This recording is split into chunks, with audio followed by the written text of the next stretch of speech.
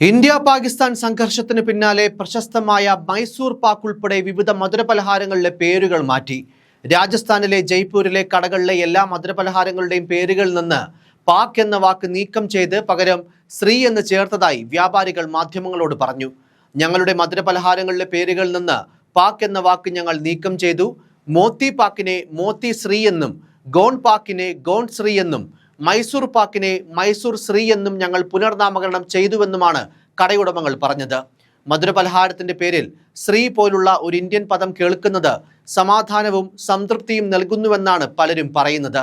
രാജസ്ഥാൻ സംസ്ഥാനം മുഴുവനും പേര് മാറ്റുന്നതിനെക്കുറിച്ചും, അതായത് ഇത്തരം പരമ്പരാഗത മധുരപലഹാരങ്ങളുടെ പേര് അതിൽ നിന്നും പാക്ക് എന്നതിന് പകരം ശ്രീ അല്ലെങ്കിൽ ഭാരത് എന്ന പേര് ഉപയോഗിക്കുന്നതിനെ കുറിച്ചുമൊക്കെ ഇപ്പോൾ ചർച്ചകൾ നടക്കുകയാണ്.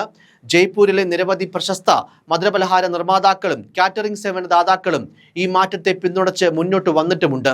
താമസിയാതെ അവരും മധുരപലഹാരങ്ങൾക്ക് കൂടുതൽ ദേശസ്നേഹപരമായ പേരുകൾ നൽകുമെന്നും പ്രതികരിച്ച് രംഗത്തെത്തി. പരമ്പരാഗതമായി മൈസൂർ പാക്ക് പോലുള്ള മധുരപലഹാരങ്ങളിൽ പാക്ക് എന്ന വാക്ക് പാചക സമയത്ത് ഉപയോഗിക്കുന്ന പഞ്ചസാര സിറപ്പിനെയാണ് സൂചിപ്പിക്കുന്നത്. അഥവാ കന്നഡയിൽ പാക്ക് എന്ന വാക്കിന്റെ അർത്ഥം അതാണ്.